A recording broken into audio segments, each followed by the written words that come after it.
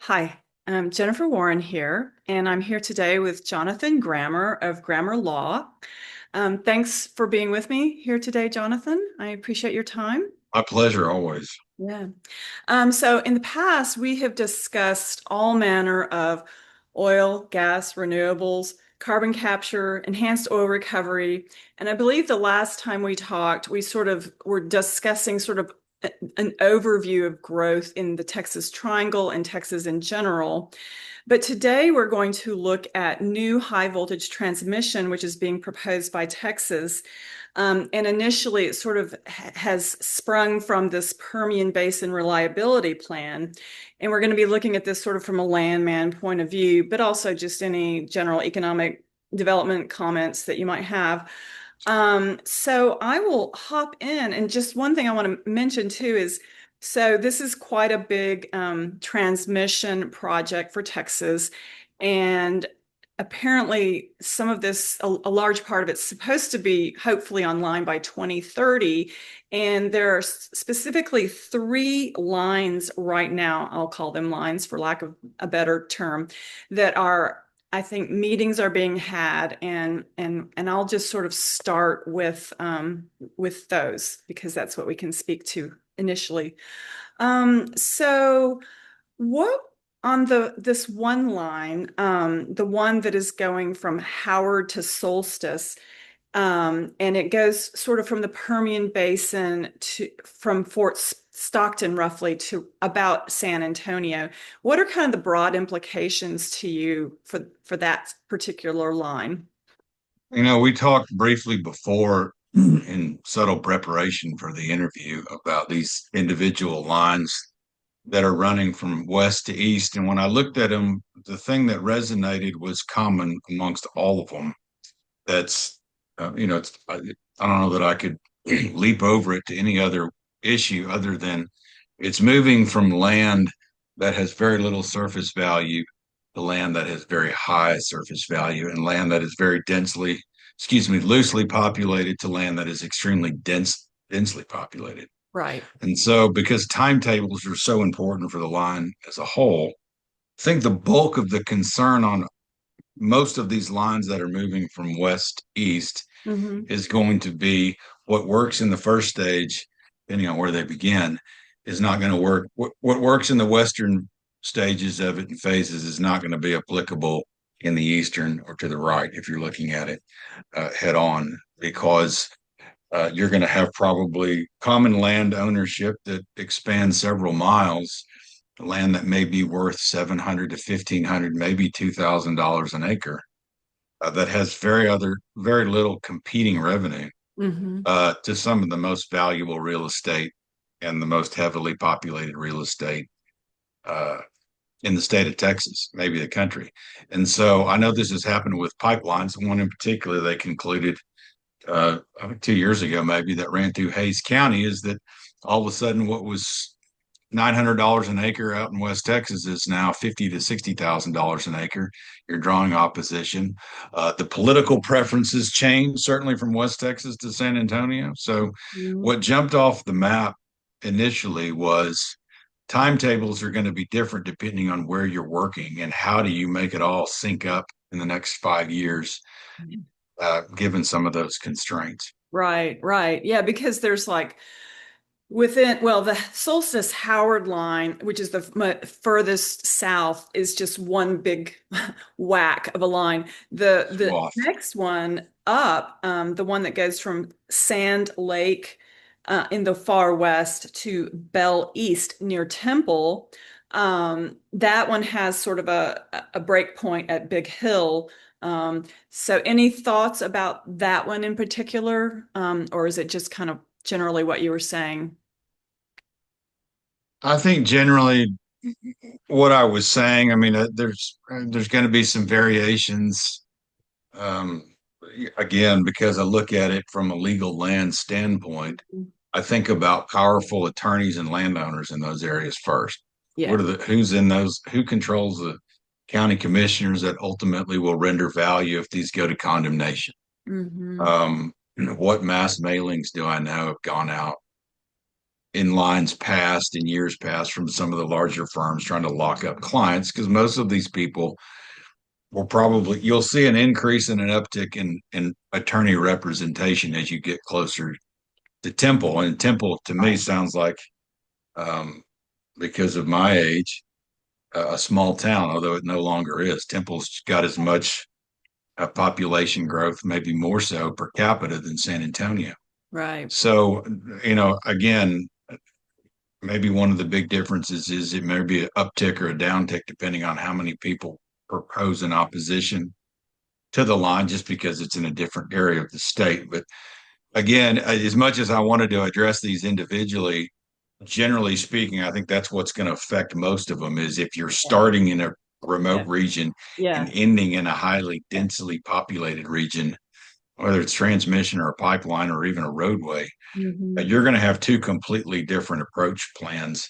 And my guess is maybe they'll probably have two different, maybe three different groups of right of way teams doing those because of the different tactics that are going to be required to advance it in those two different areas. Hmm. So what, how would Landman be involved in this? Do you see a role for them? Oh, yeah, of course. And I don't, for the most part, these large transmission lines are contracted out by the construction company. And Hmm. this certainly has changed. I will be forthright. The last transmission line this company did was in 2017. It's 8 years ago. Hmm. And even at that time, I noticed a decline in the utility of field landman, not necessarily the removal of it, but more time was spent on the computer Hmm. and looking at GIS mapping and circulating materials by email than was spent out on the ground. In fact, to the extent that I was really moved after what was then my 15th year of my career of how little landowner contact we were making. A Hmm. lot of that was due to just age. Hmm. Land that had been previously owned or was still owned by baby boomers. A lot of those people had moved into the cities, were no longer tending to the crops that were on there, making a living off the surface. Hmm. If they'd passed away, their heirs lived in the cities and preferred to transact through their law firms or by email. So the role landman, certainly is extremely popular right now, given the television, the series. The role of the landman, as I've seen it advance in the last 20 years, has changed. So yeah, so I pause because I'm not really sure what landman means anymore. There's the way that I grew up in my career doing it, and there's a way that it's done now, and the Hmm. two are dramatically different. Hmm. It's become a more of an IT position than it has been a field position, and these transmission lines require some surface presence, but it's usually very quick. Hmm. And then there's a post-construction relationship that's sometimes handled by that same contractor, but sometimes maybe it's taken in-house by the company that actually built it. Hmm. Yeah. Um, so given that there's a lot of new right-of-way in these lines, one of the numbers, and they kind of shift around in this survey depending on a Yeah. lot of factors, right? One of them was like, 1,200 roughly new right-of-way miles with these three main lines that would be the first to go, so to speak. Um, Yeah. and then even if reduced load was expected, it's still roughly the same miles. Um, is there any thoughts regarding new right-of-way? Or, I mean, some of it is new, but then you would think some of it's following some of the, 300, Yeah. 345 lines, the Cres lines, Well, right? that's a big question that you ask. One of the secondary purposes. I don't know that it's discussed a lot, but it certainly is a reality. To new right of way is going to be that corridor is going to be very attractive for other future projects. Could be a water line that at some point welcomes a transmission or a distribution line, can be a transmission line for pipe that leaves a corridor that could be utilized for utilities. And so I know for a fact from what we've seen, landowners need to be and are becoming more conscious of the way these agreements are written as far as consents to assign um, other uses because it's difficult, it's challenging, it's time consuming, it's expensive, not only to obtain the right of way, but then to clear it and maintain it. And Hmm. so these wide corridors for pipe and transmission are very attractive for other types of uses Mm. in the future. So as new right of way is purchased and existing right of way is looked at, there's a legal question there is what can and what can't be done. How do Mm. landowners protect themselves from signing something that could open the corridor for multiple utilities to utilize? Hmm. At the same time, how do we make those multiple corridors um, usable for the benefit of the public good? Most of this stuff is done um, common carriers for pipelines and public utilities is done to provide electrical and energy services for people. We need to give them the best possible route. Any markup in price that they have to pay is passed on to ratepayers. Hmm. So if that makes sense, and there's a tipping point there where we're trying to accommodate the common good and yet not take advantage of people that have right of way corridors Right. already on their property. Since we last spoke, we've been approached about a potential project of one of these high end lines, Hmm. ironically, and it was 765 line. Yes. Hmm. The the right of way corridor, excuse me, the width for 345, it's 150-foot right of way. Hmm. These were being discussed somewhere between 250 and 300 feet in width, Wow. which Almost is double. almost double, and that's about 36 acres per mile Uh-huh. in width and length, 5,280 times 300. And at $2,500 an acre, which is irrigated crop, which is what we usually deal with up here, that's almost $100,000 in payments for the right of way. So another implication is as the size of these lines increase, and I think they're going to be lattice pole steel, Hmm. which we've all seen single pole Yes. steel, we have double wood, and then you have these Martian looking lattice pole Yes. steel. Yes. I think that's probably going to be the construction, Yes. tower of choice for this Yeah. size of a line. That's going to be a really wide corridor. It's not going to be observable. It's not going to have that great of a surface disruption in West Texas again, where the Right. lines will begin. But that's really going to be interesting when you get into Bayer County, when you get near Hondo, when you get near, Kendalia and Kendall County and Comfort, where the hill country begins. Hmm. You're cutting a massive cut through a lot of property that has only aesthetic value, Hmm. and which is why people have moved there. Right. And Right. so that's going to be a significant change Yeah. from corridors that we've seen in the past. Right. Yeah. I mean, I know that, there's these three lines, but then there's obviously, there's an east, this is sort of the west plan, and then there's an east plan that's supposed to happen later. And then, and then an expansion plan, which would be up in the panhandle as well. And we kind of looked at some of that White River, Gray, and Tesla stations, and that's supposed to be in the future.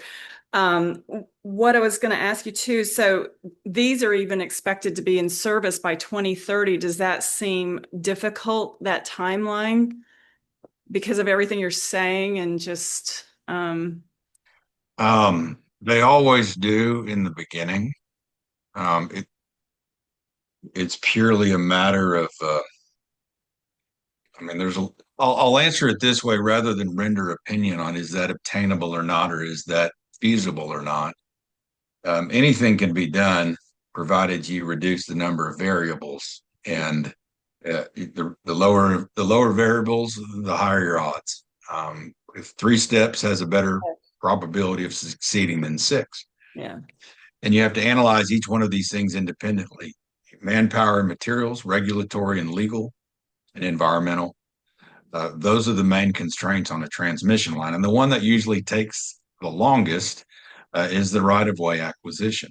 Hmm. Thankfully, although permitting and regulatory, where it meets landowner rights, seems to be a contentious area, there are mechanisms available to allow these transmission lines to be constructed and the negotiations for the actual surface damages and payment to continue sometimes years beyond. Hmm. Um, the form that we've used is known as a TLA, it's a temporary licensing agreement, is a judge, usually because the constructing party has the rights of eminent domain, and I assume all of these parties will as well, are granted a license to continue to construct without rendering value on the actual property that's being purchased with the easement. And that's going to change county to county, Hmm. um, judge to judge.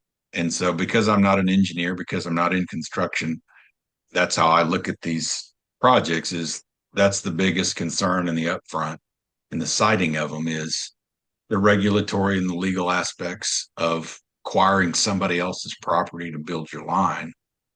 Um, I've seen all kinds of timetables. Some counties and county commissioners get behind a line, some stand up behind it, in Yeah. front of it. Yeah. Um, and so that's, Yeah. if you ask my opinion, sometimes what should take 4 months can take 14 or 15. Right. Right. And Yeah. again, you'll move into somebody else's area after that, which is how quickly can you get steel poles? What's the supply line like in this day and age? Since COVID, there's been a great deal of disruption. Some of it has settled down. Right. A lot of it hasn't. Right. The supply chains. Yeah. We've got a labor problem in this country. Yeah. In case nobody's noticed, Yeah. it's hard to find people that want to stay the long haul for 2 or 3 years working on a project of any kind. Hmm. Uh, those are just a few of initial thoughts of what could slow this project down or any project in 5 years because we're already, I mean, we're almost into 26 here in 4 months. Hmm. Um, clock seems to move real quick of late. Yeah, definitely. I mean, what are your thoughts about in the Panhandle area? I mean, would it help with some of the congestion? I know that they were saying that most of the curtailment that still happens, a lot of it is in the west. More is in the Yeah. west than in the Panhandle, and I suspect the CREZ lines helped alleviate some of that pressure. I know there's a lot of solar curtailment too in various places Yeah. for all kinds of The reasons. Krez lines did, but you have to remember, I have to remember, that's 15 years ago, Right. 15, 16 years ago. Yeah. And I know that because the right of way for those lines were being purchased. I was doing some of that work as well, and my wife was pregnant with our first kid, who's now a sophomore in high school. So I Hmm. can time them fairly well. It's Yeah. 16 years ago that those things went in, and they were immediately very much like I-35. As soon as it's built, they're already saturated. Right. Right. And so, yeah, there's a great deal of curtailed energy I can speak to in the panhandle, Yeah. um, in want of appropriate transmission, get Mm. it down south. And it's been that way almost since the day they finished those lines. I Yeah. started hearing about um, the need for surplus Yeah. No. transmission. Yeah, I was just looking at the dating and they initiated in 2009. The last ones were finished like 2013, 14. They went in service Mm. and then so it has been a long time, definitely. And we have a lot and we have more renewables than we had then. But And those brought up, and it brings to mind, I'll be brief, but I remember the Sherry Land and the Cross Texas lines that ran one west out of uh, yeah, through the Texas Panhandle, one south, and kind of we were drawing letters from Baker Botts. Seems like Vincent Elk, some of the larger firms. I could be wrong; those are more defense firms, but some of the larger firms I know in the state were doing direct mail, having got the line list from PUC, hmm, and there was a lot of condemnation on those lines. Almost all the larger parcels went to court. Um, and that was the bulk of the lag was landowners just didn't want it yeah, yeah, on their property. And if it was already decided that it would, they were going to get maximum dollar. We did see a high spillover into the public lines. The public utilities ended up having to raise their prices because of what Sherryland and Cross Texas had to pay out privately, hmm, which again ended up hurting the general population because those figures were passed on to people that paid their utility bills. So, right, right. Yeah, that's going to be interesting. I know that with the Krez lines, I mean, I calculated it's like roughly $1 million a mile. It is $1 million a mile. Yep. These are $6 million a mile.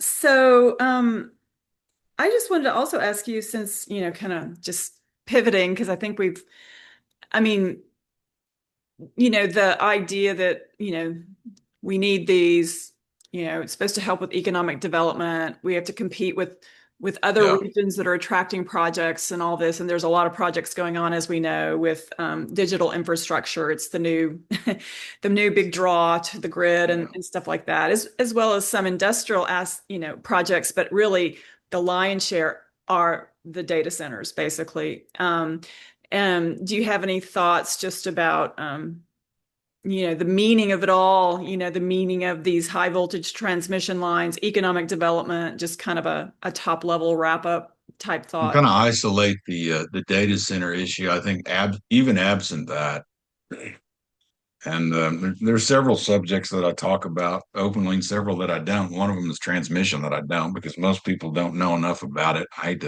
don't mean to sound condescending, but most people don't think of an important issue when they think of wires and poles. Right.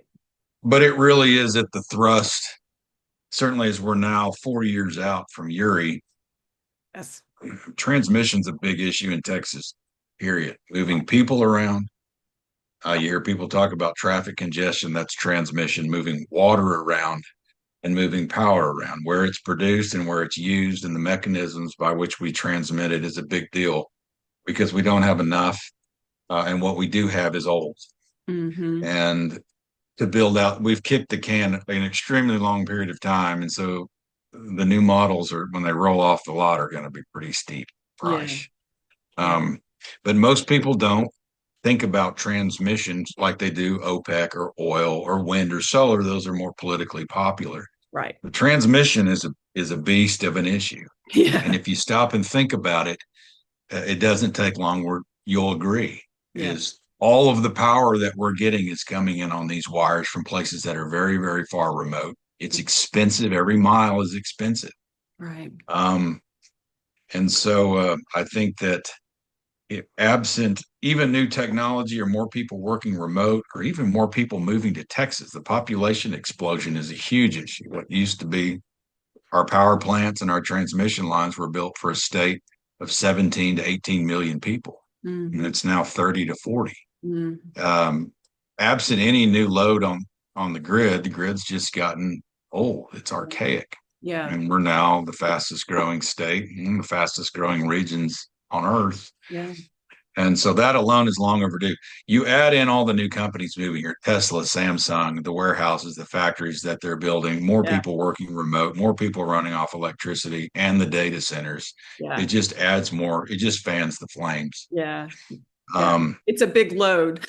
it's a big load, Yeah. yeah. And I've been the data center again is probably a step below transmission. Everyone hears about it. I don't think a lot of people know what they are or how important they are, but they're very important, Yeah. and they Completely. require power, they require cooling, they require real estate, and so supplementing them with additional power again makes revamping existing transmission, constructing new transmission, and building faster transmission with a higher capacity all that more important. Right. Right. Exactly. Yeah. There's a lot of pros to this for Texas because of the expected load. Even, I mean, there's some incredibly high numbers, but even if it were 50%, it sounds like from what you're saying, we would need it anyway. Just the moving energy around, the electrons, Yeah, that in and of itself would dictate it, especially to use the resources that we have that are being curtailed and the yeah. congestion and all of it. So no, I really I appreciate your color on this and your understanding of the topic deeply. Is there anything else that you wanted to add that just comes to mind that you mentioned? Other than we're keeping our eye on. I believe it's supposed to be the project is named Project Matador. It's a partnership between Texas Tech University and Fermi Energy, which was founded by Rick Perry. Right. I believe it's going to be called the Donald J. Trump Generation Units, but the largest data center in the world is planned about 8 miles from where I'm sitting right now, east Yeah, of no, Amarillo. I So saw that. Isn't it going to be like ultimately 10 gigawatts? I mean, I know that goes it's going to be in 10 stages. gigawatts. Yeah, That's it goes right. in stages, right? And And this, like other data centers and like other energy projects, is not a one lump sum. It's going to require, it brings in the transmission, power generation, it brings in the water issue. Um, and that's, you know, it's something we all have to remember, even when we talk about wind, solar, or hydrogen. yeah, It's never just the one making the one thing. right. It's going to require an assemblage of all these other things: new power lines, new concrete, new real estate, water supply, always water supply. Hmm. Um, what is the carbon footprint, to the extent that that conversation still goes on? Hmm. And so the data centers are, again, an opportunity to talk about all those things at once, not Yeah, just one. yeah. Do you get concerned at all when you hear about a lot of this of stranded assets at all? Always concerned about stranded assets in a state this size. And just because of the way resources have been sprinkled, I think that's the Rubik's Cube for the next generation. Yeah, As mine starts to move into our 50s and soon to be out of the workforce, is stranded energy, stranded assets. Um, how do you, yeah, how do you move things closer to where they're needed? yeah, Um, I, yeah. Optimize. again, what Yeah, why transmission is such a big issue is that you exactly. have um, natural gas being drilled for in one location, and is piped to another location where it's burned into electrical energy, and that electrical energy is put into transmission lines and sits somewhere else. And the two ends of the value chain are sometimes 600-700 miles apart. Hmm. And that exists with anything, whether it's solar, wind, water. You've got resources in one place. Um, East Texas, for example, I think houses, I don't know what the percentage is, 65% of the state's surface water.